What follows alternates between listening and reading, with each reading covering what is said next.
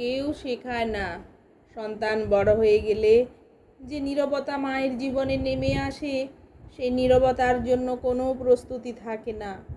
এটা ঘর খালি হওয়ার নীরবতা নয়, বরং বুকের ভেতরে জমে ওঠা এক অদৃশ্য শূন্যতা। যখন তারা আর জিজ্ঞেস করে না এটা করব তো, যখন আর মায়ের পরামর্শ খোঁজে না, যখন তারা শিখে যায় মায়ের বাইরে বাঁচতে, হ্যাঁ, মা তখনও হাসেন। কারণ তিনি চান সন্তান উড়ুক, নিজের পায়ে দাঁড়াক। কিন্তু সত্যি বলতে ভেতরে ভেতরে কিছুটা ভেঙে যায়। প্রাপ্তবয়স্ক সন্তানের মা হওয়ার বাস্তবতা: ভুল দেখেও চুপ থাকা, ফোন না ধরলেও অভিমান না করা, ভালোবাসা সীমার মধ্যে থেকে প্রকাশ করা, যত্ন নেওয়া কিন্তু আঁকড়ে না ধরা, পথ দেখানো কিন্তু আড়াল থেকে।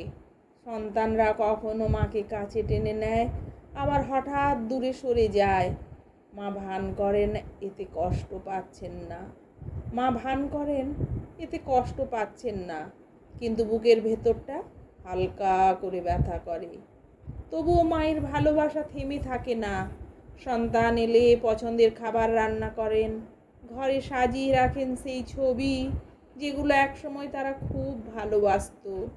আর রাতের নীরবতায় মা চোখের জল লুকিয়ে শুধু আশীর্বাদ করেন, যেন সৃষ্টিকর্তা তাদের সব ঝড় থেকে রক্ষা করেন। শেষ কথা, সন্তান বড় হলে মা মেনে নেন তিনি আর তাদের জীবনের কেন্দ্র নন।